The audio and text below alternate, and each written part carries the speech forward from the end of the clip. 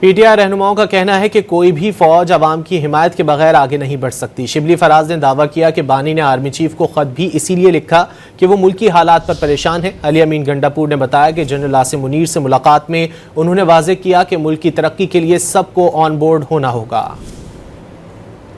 پاکستان تحریک انصاف کے رہنما شبلی فراز کا کہنا ہے کہ ملک میں 2 سال سے سیاسی عدم استحکام ہے۔ جب معاملات اس نہج پر پہنچ جاتے ہیں پھر خاموش رہنا ٹھیک نہیں ہوتا۔ بانی پی ٹی آئی نے آرمی چیف کو خط لکھا ہے کیونکہ وہ قومی لیڈر کے طور پر ملک کے لیے پریشان ہیں۔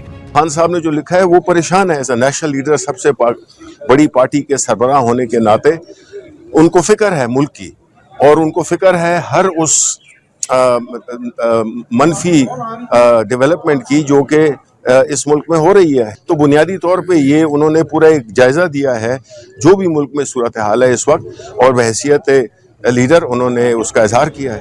وزیر اعلیٰ خیبر پختونخوا علی امین گنڈاپور نے بتایا کہ بیرسٹر گوہر کے ساتھ ملاقات میں انہوں نے آرمی چیف سے کہا کہ ملک کی ترقی کے لیے سب کو ساتھ لے کر چلنا ہوگا۔ نجی ٹی وی سے گفتگو میں وزیر اعلیٰ کے پی کا کہنا تھا کہ پالیسیوں پر نظر ثانی کی ضرورت ہے۔ اس سے قبل chairman PTI barrister Gohar نے بھی میڈیا سے گفتگو میں واضح کیا کہ بانی پی ٹی آئی نے خط میں سپہ سالار سے پالیسیوں میں تبدیلی کی اپیل کی ہے۔